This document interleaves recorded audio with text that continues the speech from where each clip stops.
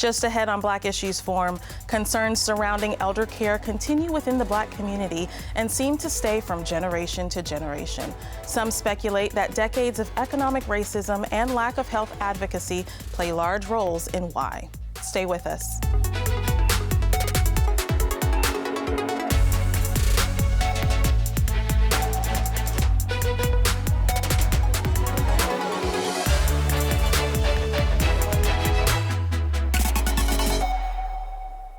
Welcome to Black Issues Forum. I'm Kenia Thompson. Lack of proper pain management for Blacks and decreased access to medical care seem to be a direct result of racial biases and inequitable health care options. We keep facing the same questions about our health and, more importantly, the health of our aging loved ones year after year. To discuss those issues that keep prolonging the conversation, I welcome my panelists, Dr. DeLon Canterbury, CEO of GeriatRx, therapist and author of You Can Keep Your Parents at Home, Margo Arrowsmith, and Carmen Williams, the CEO of the TrouBull Company. Thank you all. Welcome for being here. Thank you. Thank you. Numerous studies have noted that Black Americans have worse health than their white counterparts, including chronic diseases and disabilities leading to shorter and sicker lives than white Americans. Studies show that 4 in 10 Black men 20 years of age or older have high blood pressure. This rate is 30% higher than that of white men. Additionally, Black men's risk of a stroke is twice that of white men. When we look at our Black female population, 45% of those 20 and older have high blood pressure. That rate, 60% higher than white women. As a result, we've seen an increasing amount of people of color who are on prescription medications to combat these ailments. However, there are some out there who argue that not all prescriptions are good. Dr. Canterbury, tell us what you're seeing in respect to this, and how has your work in deprescribing changed the lives of your patients? Absolutely. Be happy to. And unfortunately, this is an ongoing epidemic in our country. Overprescribing is rampant, and it is a public health issue. And it hurts more for those who may be minority or those who may be in rural settings who don't have access to care. I have seen countless times where senior citizens are unnecessarily put into nursing homes or put into the hospital, or worse yet, die because of prescription. And I'm not just talking about opioids, I'm talking about legally prescribed prescriptions intended to help the patients out. In fact, it happened to me. It happened to my family. My grandmother, Mildred, was given an inappropriate medication that actually spiraled her dementia out of control. And this was actually completely avoidable. This happened while she was in a nursing home. So you would think they would have the best care, people are looking, but this led to her being eventually kicked out of the very same nursing home that wrote the prescription. And this story isn't the only one.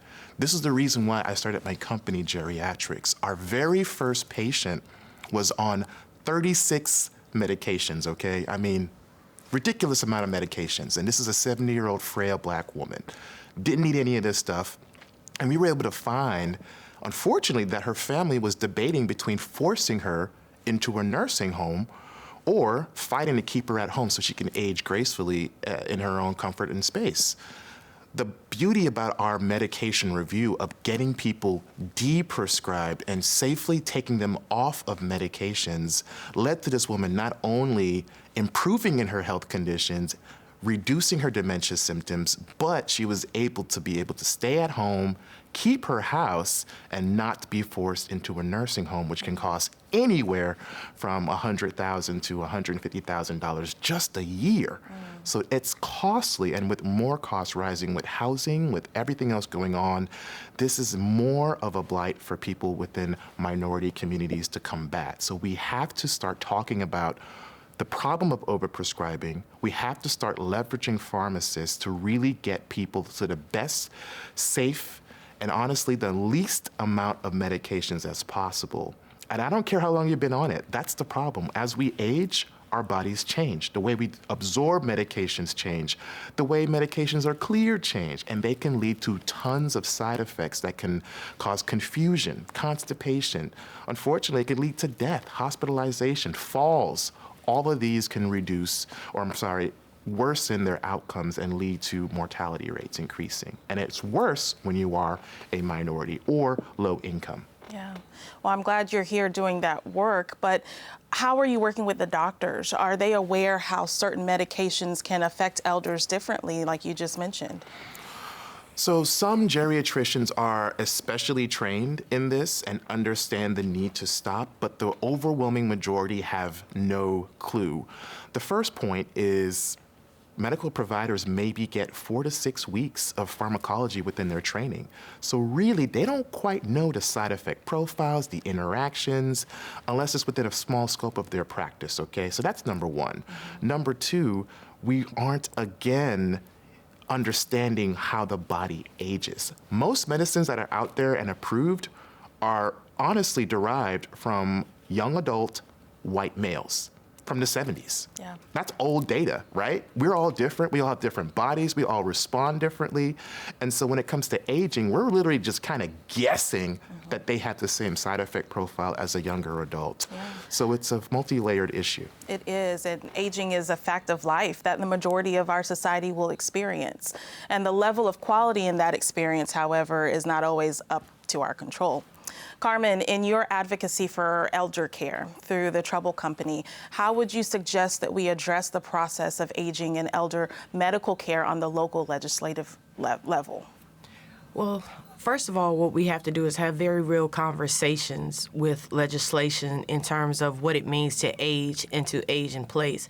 And the disparities that have been there for numerous years, these aren't new issues, need to be revisited. Just like we have to revisit medications and we have to revisit treatments, we have to revisit the different aging populations, because the people who are 70 now will be 80 later, and their needs will not be the same. We have to educate caregivers. We have to be advocates for a lot of different communities and be in a process of understanding. We have to have very real conversations, because nobody knows what it's like to be a caregiver until you are one. So having the conversations up front to educate and prepare people for what it's like to become advocates, having conversations with independent, qualified individuals to represent families, because I do understand that it is a lot. It can be a lot to care for a loved one, especially at home. Alzheimer's, dementia, cancer, various different avenues that pop up, if you will. And being able to have a conversation with the legislature that puts financial backing behind the individuals that have to care for their loved ones is where the conversation has to begin. Holding medical facilities, holding long-term care facilities, doctors accountable is where legislation has to start, outside of just backing the individuals with finances. Indeed, indeed. And unfortunately, though, there are times when physical and medical conditions just make it difficult for elders to advocate for themselves, like you're saying, Carmen. But Margo, what happens when an elderly person is unable to advocate for their own medical health? Well, as Carmen was saying, one of the most important things is that they have people around them who will do it. But one of the things people have to do as they're getting older and perhaps their memory's starting to fail is to not panic and to not assume, therefore, there's something wrong with me, I'm going to do whatever somebody else tells me to do.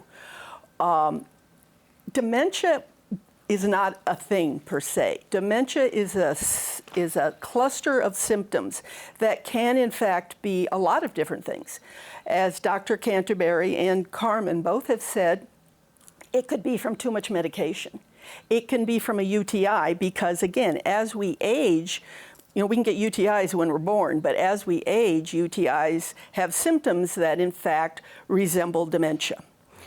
The problem is that as we get older, people start to assume, or doctors start to look at us and assume, oh, it's dementia. One of the things that I tell people to do, and they can do it, but is to say to the doctor, all right, you're telling me I have dementia, or you're telling me my loved one has dementia. If I or my loved one were 45 years old, what other things would you be looking for? Because very often, again, it might be something else. It might be depression. It might be, again, medication issues. When my father was in his late 80s, he got a very bad case of aspiration pneumonia. And we sent him to the hospital. They told me to come and get him and take him home. When I got there, he was strapped to a chair, floridly hallucinating. And of course, I refused to take him home because and he couldn't take anything by mouth. But the doctors, it was a Sunday, so they wanted me to take him home, and I spent the day fighting. The doctor said to me, look, they're old. When there's someplace they're not used to, they get confused. Right. And I said, well, number one, between my mom and my dad, they've been here 7 times in the last year. This is not a new place. And number two, he is not confused because he's old. He's hallucinating because he has pneumonia. Right. So in fact, but again, of course, he could not advocate for himself. I needed to be there. People like Carmen are going to do such a great job because they're going to be teaching people how to advocate. If I hadn't been in the field that I'm in, I might have accepted what the doctor said. Yes. So the training, as both Dr. Canterbury and Carmen are doing, the training of people, both us older people, because I'm one of them, and their families is so important. It is very important. And so back to you, Dr. Canterbury, when we talk about discrediting these patients, right, the doctors aren't necessarily taking the issues at hand as strong as they should, right? And so when we look at the mental conditions such as Alzheimer's, how significant a role do those play in discrediting those patients, and then the work that you do to try to deprescribe the medications that may have been provided to them? Yeah, it's a real issue. The lack of, I feel, appreciation for the caregiver perspective is poorly just not really respected or received within the medical community, I feel, as much as it should. And that leads to ageism, that leads to stigmas, that leads to more problems, and honestly disconnect in alignment in patient goals. And so when this happens, we're putting our patient in more harm, we're burning out more of our caregivers, we aren't doing justice the way we should, and frankly, most providers are not trained in the field of senior care. It's just a blatant truth. So they're going off of what they may know, in addition to the fact that they already have a running task list of unnecessary things they have to do on the back end for prior approvals or insurance claims or all these things that are put on the doctor, when we're not truly fully utilizing people who may be social workers or geriatricians or people who work like Carmen and Margo who are in this space to be that voice. So you really do have to have that caregiver. You really do have to also come as a patient with your guns loaded. You got to know what you're coming in with. You got to have your list. You need to be organized. And you need to demand, if you're seeing anything wrong with your loved one, what you want and what aligns with your goals for your family and what's best for your family. Because it's a cutthroat system, and I can't lie, this is not healthcare, this is sick care. Yes, it is, and knowledge is power. It's no secret that African Americans have endured generations of economic racism. We've seen the results of this through low wages, low home ownership, and little to no savings or investments for Black men and women and their families. The impact of these economic inequities have reverberated into multiple generations of poverty, further impacting living decisions for our latter years. Alarmingly, reports indicate that Black families generally have lower incomes than white families, which makes it more difficult to save for retirement. In a Federal Reserve survey of consumer finances right before the pandemic, numbers show white families had a median family wealth of about $188,000. The median wealth of Black families was less than 15% of white families, coming in at approximately $24,000. Historically, Black families have taken care of their elders themselves at home, but some found that they weren't equipped financially or physically to do so. Carmen, in your work aiding this community, are you finding that Black families are still doing this, or is there more of a shift to seek assistance from external service providers? There's definitely a shift in order to seek assistance from external providers, mainly because as people age, we have to work. People my age, I'm in my 40s, and we're working still. Families take a priority, so we're not present. We feel like, okay, well, I don't have time for this. Let me put my parents somewhere. So there's definitely a shift in terms of where our priorities should be. We don't look at, well, when I buy a home, whether or not I need to have a bedroom or a space in order to care for my loved one. We don't look at what's going to be required in the short term. We're only looking at, well, maybe somebody will come in and they'll take care. This is what healthcare is for. So a lot of times you find that Medicare or Medicaid is not strong enough. So then we just deal with whatever we're told. We're not doing the research. We're not being accountable for our parents that took care of us. We're shifting that responsibility to someone else. And unfortunately, there is a massive trend of, I don't know what to do, somebody else do it.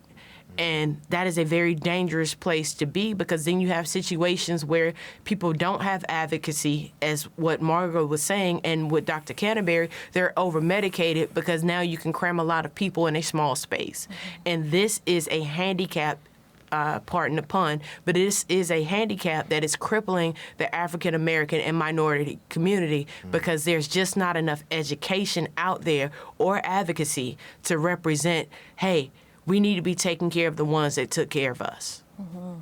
Well, when we look at the financial conditions of our Black families, would you say, Carmen, back to you, that they have the same options for retirement as others without that savings? They don't. And this is something that we don't plan for, because a lot of persons my age are not invested in planning for ourselves, not to mention having to take care of an elder.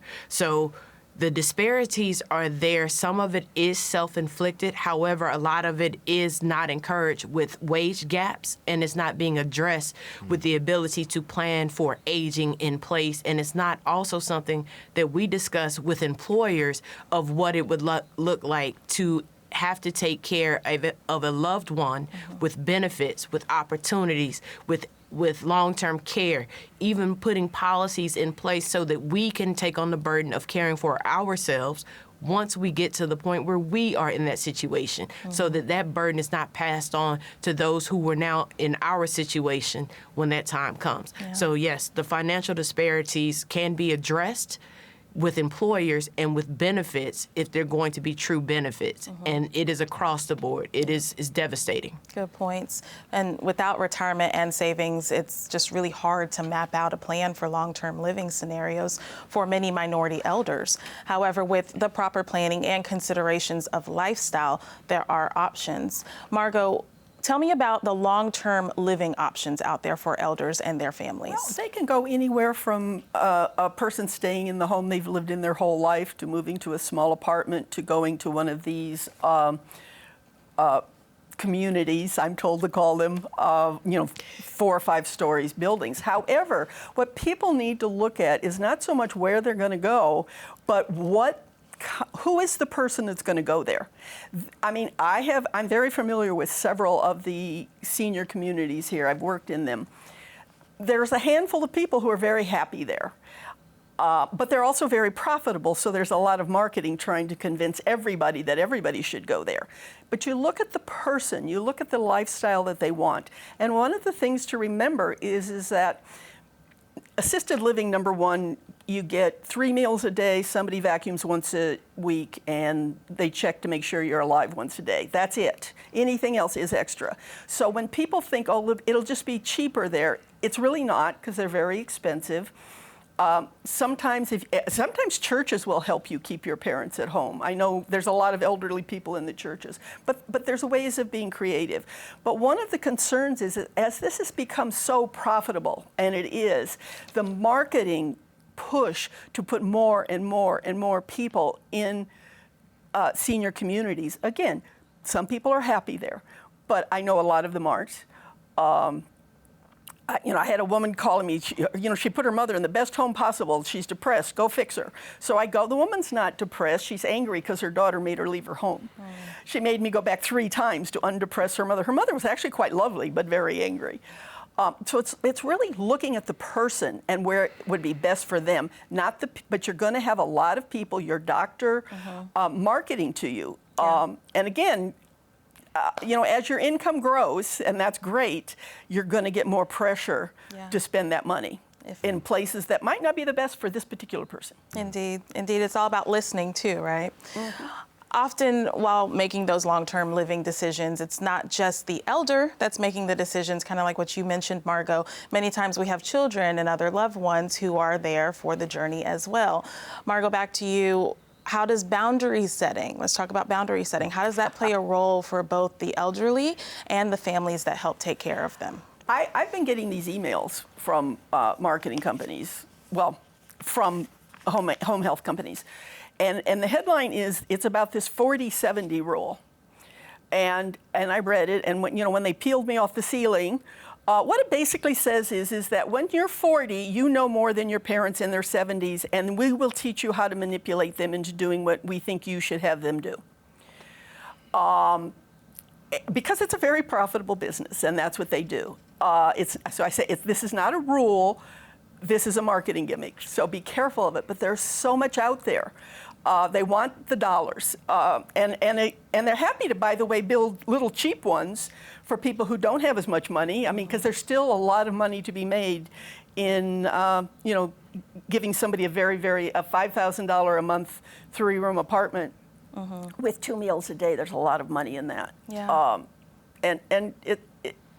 I'm with Carmen. I really would like to work to have this regulated better. Yeah. Because it's eating everybody up. You make good points, and something that needs to be considered is the position that we need to be in to be able to make some of these important next steps and decisions. Our health should obviously be a priority. Dr. Canterbury, is there a cultural understanding of our health conditions and how we can manage them more effectively? Now that is a multi-layered question. I believe there is a common understanding of what may be going on.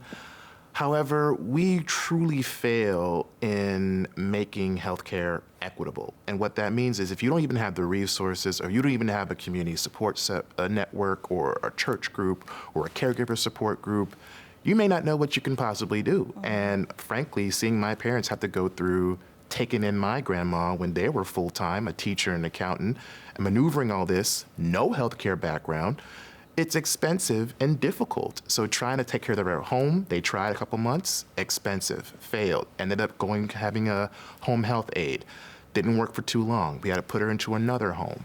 All of these layers affect the process of care. So when it comes to a cultural understanding, we have to start using more people who are like community health workers, who are educated and trained, people who are in the streets, people who are there who know these people in churches to represent and be that healthcare advocate. It's easy to say, hey, you're diabetic, so you need to work out and do this. We know what we gotta do. The problem is, how are we addressing the root cause? How are we addressing the social determinants of health that truly drive impact? How are we talking about housing, transportation, food resources? I can't tell you how many times I've been able to just advocate for patients only by saying, hey, because of your income, you apply for SNAP benefits. Have you applied? That saved them $700 a month. So my point is, I think people do know what may be going on. And yes, there may be a general lack of education. Not everyone knows. But the question is, where do we go from here? How do we use people who care? How do we use systems that can provide pretty cost-effective solutions around improving your health and well-being? It's not always diet and exercise. As nice as it sounds, it does help. But culturally, we still see disparities. Like we said before, there's always going to be a disparity. Yeah. And the issue at the root cause is, frankly, inequities. Yeah. And I know that Carmen's doing a lot of advocacy work with her company, and Margo's doing the same advocacy work with her clients. And with you, you're deprescribing. Yeah. Last question, we're going to pitch back to you. How has deprescribing impacted long-term health in the Black community, and what do you see that outcome looking like? So the ugly truth is this. As you age and take multiple medications, your risk of harm increases. And we know for fact that if you have less income or of a minority group, your outcomes will even be more worse. And so when we're able to start talking about patients who may be on 10, 20, 30 medications, our work with geriatrics and as a pharmacist is to make sure patients can live gracefully at home with as little medications as possible. That is what de-prescribing is all about. And so the impact we've had is shown by keeping a family from having to pay $150,000 a year just for putting someone into a memory care unit. I still see that patient and talk to them, and they're doing well. So the impact is there, and I'm saying this to stress that one medication can send a senior to the hospital or kill them. One. And your health condition could be diabetes, hypertension, dementia.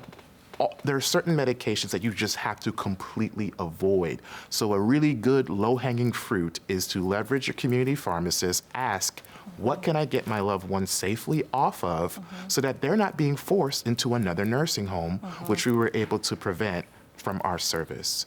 So overprescribing is a huge problem. We gotta talk about it, and it starts with the patient first knowing, what can we do to get my grandma or my loved one off of this? Yeah. So bottom line is we have to advocate for ourselves, and we have to be vigilant about the health that we carry till end term. Yes. Thank you. I want to thank today's guests for joining us. We invite you to engage with us on Twitter or Instagram using the hashtag Black Issues Forum. You can also find our full episodes on pbsnc.org/Black Issues Forum or listen at any time on Apple iTunes, Spotify, or Google Podcasts. For Black Issues Forum, I'm Kenia Thompson. Thanks for watching.